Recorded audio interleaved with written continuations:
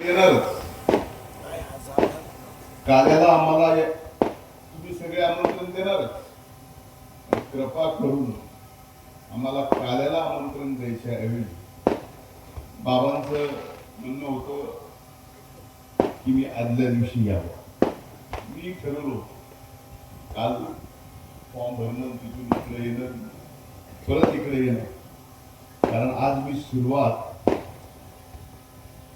नगद नारायण गडाच्या सत्यापासून केली आहे आणि तिथून भगवान गडाच्या आपल्या या सत्तेवर आले.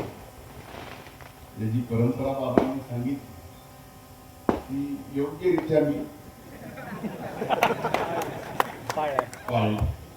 कुणाची अडचण नसेल.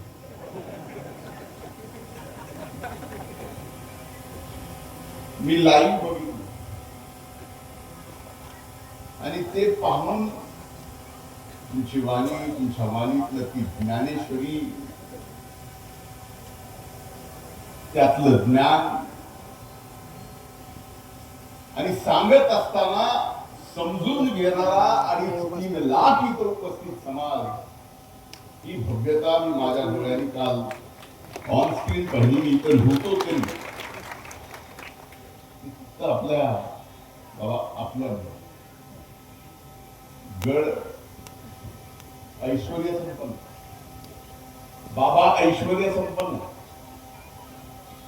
पण ही ऐश्वर्य संपन्नता, गडाची ऐश्वर्य संपन्नता आणि सगळ्यात महत्वाचं तुमच्यामुळं ज्ञानाची ऐश्वर्य संपन्नता जी येते आमच्या सरकारने आमच्या पुढच्या पिढीला फार आवश्यक आहे.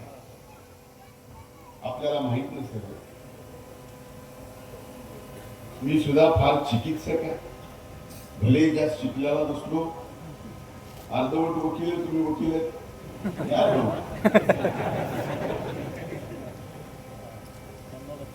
पण ज्ञानेश्वरी मुखातून ऐकावी तर या राज्यात नाही, या देशात नाही, या जगात फक्त शास्त्री बाबांच्या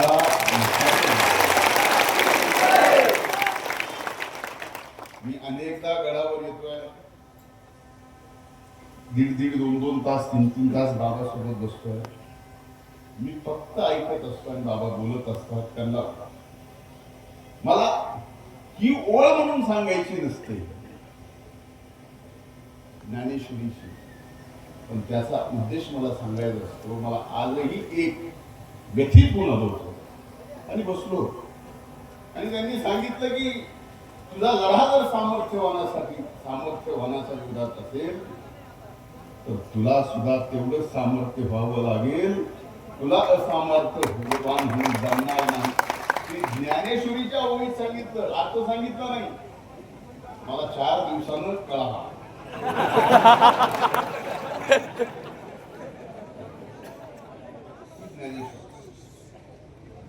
आणि आज ज्ञानेश्वरी पुढच्या पिढी दर पिढी, पुढच्या 1000 वर्ष या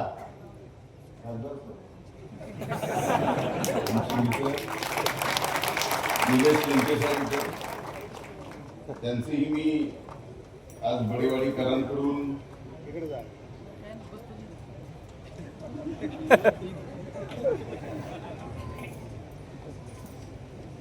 पिढ्या पुढच्या ज्ञानेश्वरी ही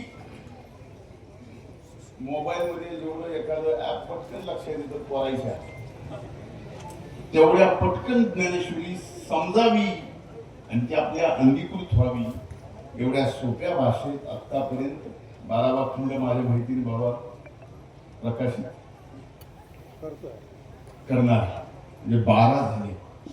विचार म्हणजे एवढी विद्वत्ता ज्ञानेश्वरीची, अध्यात्माची, वारकरी संप्रदायाची, बाबांच्या वारसाची ही आपल्याकडे आहे. आणि आपल्यासाठी आपण ऐश्वर्य काय, तर या ऐश्वर्य संपन्न गडाचे मठाधिपती हे एवढे ज्ञानी ऐश्वर्य संपन्न होते.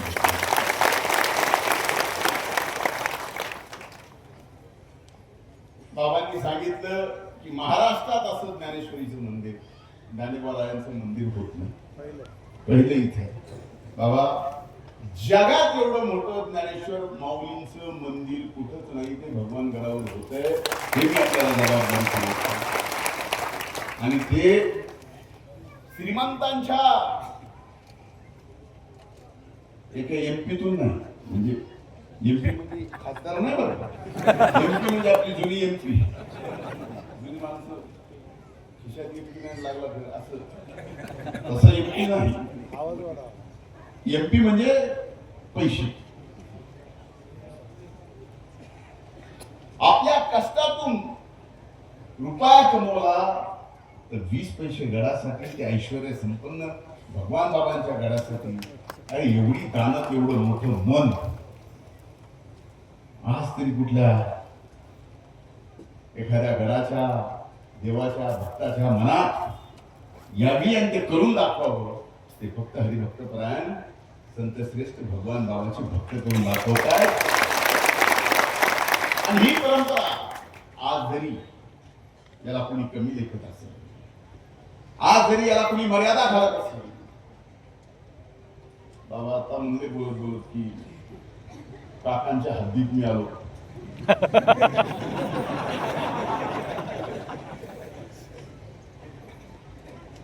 लकीरें अच्छी होती है, बुरी हाथों पे आ जाए तो चिंता होती, हाथों पे आ जाए तो तकदीर बनती है.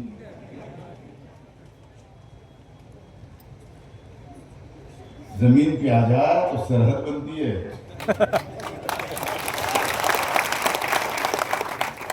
और घर में आ जाए तो बंटवारा बनती है.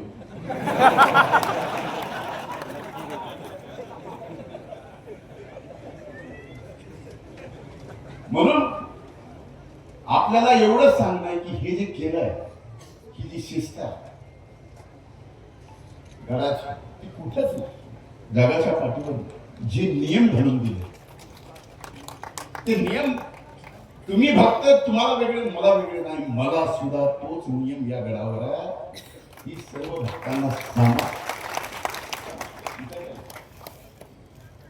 आणि हे खऱ्या अर्थानं श्रद्धेचं काम आहे.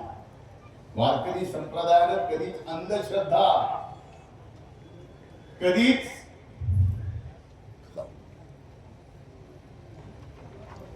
वेगवेगळे जे आपण बघतोय तसलं वारकरी संप्रदाय इतका लांब आहे, कसं लांब.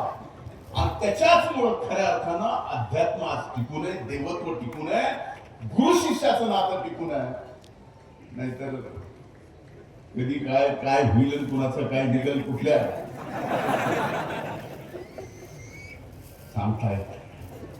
पूर्ण आपली निर्मळ स्वच्छ जी भक्ती गडावर आहे ती पिढ्याना पिढ्या राहिली पाहिजे. आणि आज बाबांनी एवढं करून ठेवलंय गडावर की 2000 वर्षानंतर सुद्धा आपल्या सगळ्यांची ओळख या गडामुळे होईल. एवढा मोठा गड बाबांनी करून ठेवलेला. आज सगळेजण इथं आले, मी सगळ्यांचे मनापासून आभार मानतो.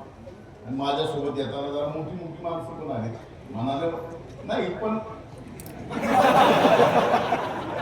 दामा नाही